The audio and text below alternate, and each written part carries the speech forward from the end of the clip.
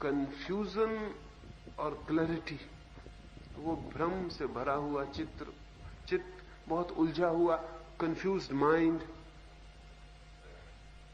क्या है, clarity of mind क्या है, और मन की सफाई, ताजगी और स्वच्छ हो जाना क्या है, इसमें थोड़ा समझना जरूरी है, क्योंकि ये ध्यान के लिए उपयोगी होगा और ये मरने की कला में भी उपयोगी होगा। उनका पूछना कीमती है। वो ये पूछते हैं कि ये उलझा हुआ मन क्या है, लेकिन इसमें एक भूल हो जाती है। हम कहते हैं उलझा हुआ मन, अशांत मन, कंफ्यूज्ड माइंड। यहां भूल हो जाती है। भूल क्या हो जाती है? भूल ये हो जाती है कि हम दो शब्दों का उपयोग कर रहे हैं, उलझा हुआ मन। सच बात ऐसी है कि उलझा हुआ मन नहीं होता, उलझे हुए होने के जो स्थिति है उसका नाम मन है। कंफ्यूज्ड माइंड नहीं होता, माइंड इज कंफ्यूजन। ऐसा नहीं होता कि अशांत मन होता है, अशांति का नाम ही मन है। और जब अशांति नहीं रह जाती तो ऐसा नहीं कि मन शांत हो जाता है, ऐसा है कि मन रह ही नहीं जाता। समझ ले, तूफान आया हुआ है समुद्र पर, अशांत है सागर, तो आप कहते हैं कि अशांत तूफान, तो कोई आदमी कहेगा अशांत तूफान? आप कृपा करके इतनी कहें कि तूफान है, क्योंकि अशांति का नाम ही तो तूफान है। फिर तूफान चला गया, तो क्या आप ये कहते हैं कि अब शांत तूफान चल रहा है? आप कहते हैं कि अब तूफान नहीं है। मन को समझने में भी ध्यान रख लें कि मन अशांति का ही नाम है। और जब शांति आ जाती है तो ऐसा नहीं है कि शांत मन रह जाता है, मन रह ही नहीं जाता। नो माइंड, मन की स्थिति आ जाती है। और जब मन नहीं रह जाता है तब जो रह जाता है उसका नाम आत्मा है। जब तूफान नहीं रह जाता तब भी सागर रह जाता है। जब तूफान मिट जाता है तब सागर रह जाता है। जब अशांति, मन, कंफ्यूजन मिट जाता है तो जो शेष रह जाता है वो आत्मा है। मन कोई चीज नहीं है, मन केवल अव्यवस्था का नाम है, अराजकता का नाम है। मन कोई फैकल्टी नहीं है, मन कोई वस्तु नहीं है। शरीर एक वस्तु है और आत्मा एक वस्तु है, और मन इन दोनों के बीच में अशांति का जो संबंध है उसका नाम है। और जब शांति हो जाती है तो शरीर रह जाता है, आत्मा रह जाती है, लेकिन मन नहीं रह जाता। शांत मन जैसी कोई चीज नहीं होती। लेकिन ये गलती इसलिए हो गई है कि हम जो भाषा बनाए हैं उसमें हम कहते हैं स्वस्थ शरीर, स्वस्थ शरीर। वो ठीक है, अस्वस्थ शरीर भी होता है, स्वस्थ शरीर भी होता है। अस्वास्थ्य मिट जाता है तो स्वस्थ शरीर शेष रह जाता है। लेकिन मन के संबंध में ये बात सच नहीं है। स्वस्थ मन, अस्वस्थ मन, ऐसी बात नहीं होती। मन मात्र अस्वस्थ होता है। मन का होना ही कंफ्यूजन है, मन का होना ही अस्वास्थ्य है, बीमारी। इसलिए ये मत पूछें कि कंफ्यूज्ड माइंड को हम, उलझे हुए मन को हम शांत कैसे बनाएं। ये पूछें कि इस मन से हम मुक्त कैसे हो जाएं, ये मन मर कैसे जाए, इस मन को हम समाप्त कैसे कर दें, विदा कैसे कर दें, ये मन ना रह जाए, ऐसा कैसे हो जाए। ध्यान मन को समाप्त कर देने का, विदा कर देने का उपाय है। ध्यान का मतलब है मन के बाहर चले जाना। ध्यान का मतलब है मन से हट जाना। ध्यान का मतलब है मन का ना रह जाना। ध्यान का मतलब है जहां हम उलझे हैं उस उलझाव से हट जाना। उस उलझाव से हटते से वो उलझाव शांत हो जाता है, क्योंकि वो हमारी मौजूदगी से ही उलझाव बनता है। अगर हम वहां से हट जाते हैं तो वो विदा हो जाता है। अब समझ ले कि दो आदमी लड़ रहे हैं। आप मुझसे लड़ने आए हैं और लड़ाई चल रही। अगर मैं उस लड़ाई से हट जाऊं तो लड़ाई कैसे चलती रहेगी? वो विदा हो जाएगी, क्योंकि वो मेरी मौजूदगी से ही चल सकती थी। मन के तल पर हम खड़े हुए हैं, जहां मन का सारा उपद्रव चल रहा है हम वहीं खड़े हुए हैं और वहां से हम जाना भी नहीं चाहते। और हम कहते हैं कि इसको शांत करेंगे। ये शांत नहीं होने वाला। आप कृपा करके हट जाएं, बस आपके हटते ही शांत हो जाएगा। तो ध्यान जो है वो मन को शांत करने की विधि नहीं है, मन से हट जाने की। जहां अशांति की लहरें बह रही हैं वहां से सरक जाने की, वहां से पीछे लौट जाने की व्यवस्था है। एक प्रश्न और एक मित्र ने पूछा है, वो भी इससे संबंधित है, वो भी समझ लेना उचित है। उन्होंने पूछा है, किया हुआ ध्यान और ध्यान करना और ध्यान में होना, इसमें क्या फर्क है? To be in meditation and to do meditation, ध्यान करना और ध्यान में होना, वही फर्क है जो मैं समझा रहा हूं। अगर कोई आदमी ध्यान कर रहा है तो वो अशांत मन को शांत करने की कोशिश कर रहा है। वो क्या करेगा? वो ये करेगा कि मन को शांत करने की कोशिश करेगा। और कोई आदमी अगर ध्यान में हो रहा है तो वो मन को शांत करने की कोशिश नहीं कर रहा, वो मन से सरका ही जा रहा है। बाहर धूप लग रही है तो एक आदमी धूप में छत्ता वगैरह तानने का उपाय कर रहा है, और बाहर धूप में छत्ते ताने जा सकते हैं, उनमें कोई खड़ा भी हो सकता है और छाया में हो सकता है। लेकिन मन के छत्ते ताने ही नहीं जा सकते, क्योंकि मन में सिर्फ विचार के ही छत्ते तन सकते, उनसे कोई और फर्क नहीं पड़ सकता। यानी वो ऐसा है जैसे एक आदमी धूप में खड़ा है और आंख बंद करके सोच रहा है कि ऊपर एक छत्ता है और धूप अब नहीं लग रही, लेकिन धूप लगती रहेगी, उससे कोई फर्क नहीं पड़ता। ये आदमी धूप को शांत करने की कोशिश कर रहा है, ये ध्यान करने की कोशिश कर रहा है। एक दूसरा आदमी है, बाहर धूप आ गई है, उठ के घर के भीतर चला गया, जाके घर में विश्राम करने लगा। ये आदमी धूप को शांत करने की कोशिश नहीं कर रहा, धूप से हटा जा रहा है। ध्यान करने का मतलब है एफर्ट, प्रयास, मन को बदलने का, और ध्यान में होने का मतलब है बदलने का प्रयास नहीं, चुपचाप अपने में सरक जाना। इन दोनों के फर्क को ख्याल में ले लेना चाहिए, क्योंकि अगर आपने ध्यान करने की कोशिश की तो ध्यान में आप कभी न जा पाएंगे। कोशिश अगर की, चेष्टा अगर की, अगर आप बैठ गए अकड़ के और आपने कहा कि बिल्कुल ध्यान करना ही है, और आपने कहा आज कुछ भी हो जाए मन को शांत करके रहेंगे, कौन कह रहा है? ये कौन करेगा? ये आप ही। आप अशांत हैं और अब आप शांत करेंगे। अब और एक मुसीबत आपने बांधी अपने चारों तरफ। अब आप अकड़े हुए बैठे हैं, आप कहते हैं कुछ भी हो जाए। अब जितने आप अकड़ते जाते हैं उतने परेशानी में पड़ते जाते हैं, उतने स्ट्रेन, उतने टेंस होते चले जाते हैं। नहीं, ध्यान करने का इसलिए मैं कहता हूं ध्यान है रिलैक्सेशन। कुछ ना करें, शिथिल हो जाए।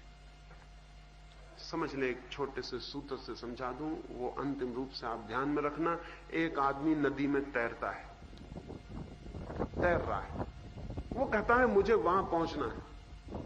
नदी की तेज धार है, हाथ पैर मार रहा है, तैर रहा है, थका जा रहा है, टूटा जा रहा है, लेकिन तैरता चला जा रहा है। ये आदमी प्रयास कर रहा है, एफर्ट कर रहा है। तैरना एक प्रयास है, ध्यान करना भी एक प्रयास है। फिर एक दूसरा आदमी, वो कहता है कि तैरते नहीं, जस्ट फ्लोटिंग, बह रहा है। और नदी में अपने को छोड़ दिया, हाथ पैर भी नहीं तड़फड़ाता, नदी में पड़ा हुआ है, नदी बही चली जा रही है, वो भी बाहर चला जा रहा है। वो तैर ही नहीं रहा, वो सिर्फ बह रहा है।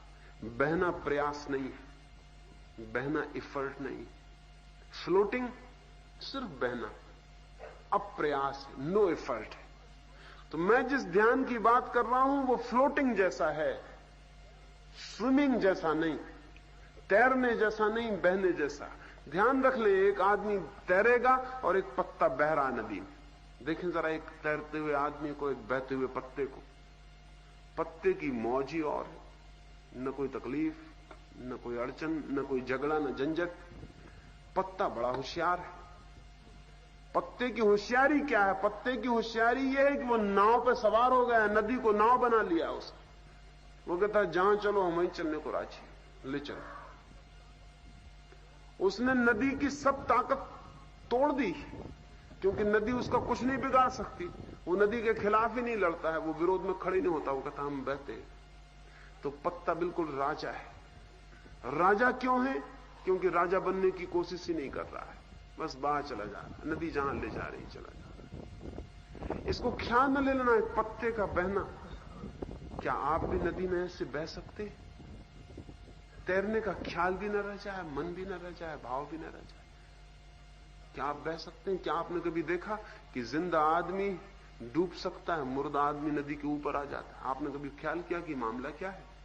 जिंदा आदमी डूब जाता है और मुर्दा कभी नहीं डूबता, फौरन नदी के ऊपर आ जाता है। फर्क क्या है? मुर्दा नो एफर्ट में पहुंच जाता है। मुर्दा का तब हम कुछ करते नहीं, कर ही नहीं सकता, करना भी चाहे तो क्या करेगा?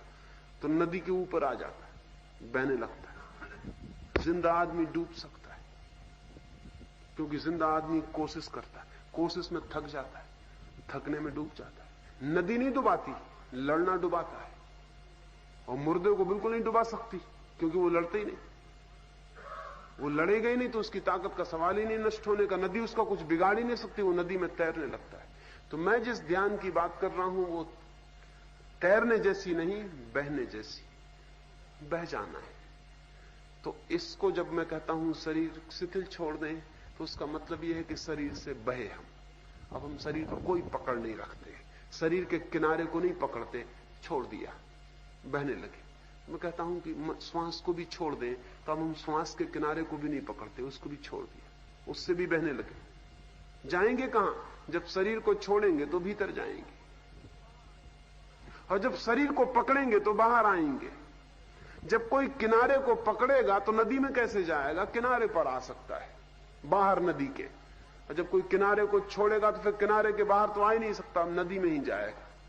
तो जीवन की एक धारा बह रही भीतर, परमात्मा की धारा बह रही, चेतना की, वो जो स्ट्रीम ऑफ कॉन्शियसनेस वो भीतर बह रही। हम पकड़े हुए किनारे को, शरीर के किनारे को छोड़ दो, ऐसे श्वास को भी छोड़ दो, विचार को भी छोड़ दो, सब किनारा छूट गया। अब आप कहां जाओगे? अब धारा में बहने लगोगे। और अगर कोई आदमी छोड़ दे धारा में अपने को, तो सागर में पहुंच जाता है। इधर भीतर जो धाराएं बह रही हैं वो नदियों की तरह हैं, और जब कोई उसमें बहने लगता है तो वो सागर में पहुंच जाता है। ध्यान एक बहना है, और जो बहना सीख जाता है वो परमात्मा में पहुंच जाता है। तैरना मत, जो तैरेगा वो भटक जाएगा। जो तैरेगा ज्यादा से ज्यादा इस किनारे को छोड़ेगा, उस किनारे पहुंच जाएगा। और क्या करेगा? तैरने वाला कर क्या सकता है? इस किनारे से उस किनारे पहुंच जाएगा। ये भी किनारा नदी के बाहर ले जाता है, वो किनारा भी नदी के बाहर ले जाता है। गरीब आदमी बहुत तैरेगा तो अमीर आदमी हो जाएगा, इतने हो सकता है ना?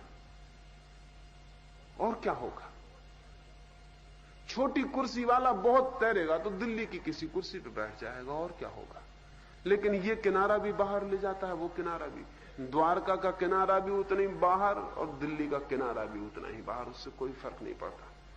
नहीं, तैरने वाला किनारों पे पहुंच सकता है, लेकिन बहने वाले को कोई किनारा नहीं रोक सकता, क्योंकि उसने धार में अपने को छोड़ दिया। धार उसे ले जाएगी, ले जाएगी, ले जाएगी, सागर में पहुंचा देगी। सागर में पहुंच जाना है लक्ष्य। नदी सागर हो जाए और व्यक्ति की चेतना परमात्मा हो जाए, बूंद एक एक बूंद खो जाए उसमें, तो जीवन का परम अर्थ और जीवन का परम आनंद और जीवन का परम सौंदर्य उपलब्ध हो जाता है। मरने की कला बहने की कला है, ये अंतिम बात। मरने की कला बहने की कला है, क्योंकि जो मरने को राजी है वो तैरते नहीं, वो कहता आप ले जाओ जहां ले जाना, हम तो राजी। इन 4 दिनों में इसी संबंध में मैंने सारी बात की है। कुछ मित्रों को ऐसा लगता रहा कि मैं सिर्फ प्रश्नों के जवाब दे रहा हूं, तो उन्होंने बार बार लिख के भेजा कि आप तो कुछ बोलिए, प्रश्नों का जवाब मत दीजिए, जैसे कि प्रश्नों का जवाब कोई और दे रहा है। लेकिन खूंटियां महत्वपूर्ण हो जाती, कपड़े कम महत्वपूर्ण हो जाते हैं। वो कहते हैं आप तो कपड़े बताइए, आप खूंटियों पे क्यों टांग रहे? तो खूंटियों पे क्या टांग रहा हूं? आपके प्रश्नों पे टांगूंगा भी क्या? वही जो मैं बोलता। लेकिन हमारा मन ऐसा है, मैंने सुना है एक सर्कस था, उसमें एक बंदरों का मालिक था, वो रोज सुबह 4 केले देता था बंदरों को, सांझ 3 केले देता था। एक दफा बाजार में केले सुबह कम मिले तो उसने कहा कि 3 केले आज बंदरों सुबह ले लो, 4 शाम को दे देंगे। बंदरों ने हड़ताल कर दी। उन्होंने कहा कि कभी नहीं हो सकता, 4 केले सुबह चाहिए। उसने कहा भाई 4 शाम को दे देंगे, अभी 3 ले लो। उन्होंने कहा ये कभी हुआ ही नहीं, सुबह हमेशा 4 केले मिलते रहे हैं, वो 4 केले अभी चाहिए। उसने कहा तुम पागल हो गए हो क्या, कुल मिला के 7 केले हो जाएंगे। उन्होंने कहा इतना हिसाब हम नहीं जानते, हम तो 4 केले अभी लेंगे, सुबह हमेशा 4 केले मिलते रहे। तो मुझे मित्र लिखते हैं बार बार कि आप तो बोलिए, आप प्रश्नों का जवाब मत दीजिए। मैं बोलूंगा, क्या बोलूंगा? वो तो प्रश्न तो खूंटियां हैं, उन तो जो मुझे बोलना है वो टाइम दिया। उससे क्या मैं बोलूंगा या प्रश्नों के उत्तर दूंगा, इससे क्या फर्क पड़ता है? कौन देगा उत्तर, कौन बोलेगा? लेकिन हमें यह लगता है कि नहीं आप बोलिए, क्योंकि हमको 4 केले सुबह रोज मिलते रहे। हर शिविर में 4 प्रवचन होते थे और 4 प्रश्नोत्तर होते थे, और इस बार ऐसा हुआ कि आपने सभी प्रश्नोत्तर कर डाले। इससे कोई फर्क नहीं पड़ता है, 7 केले का हिसाब रखें, इकट्ठा जोड़ कर ले। ऐसा एक एक गिनती मत करें कि 4 सुबह की, 3 शाम की, 3 सुबह की, 4, 7 और 7 केले मैंने दे दिए। और गिनती की गड़बड़ में आप पड़ जाएंगे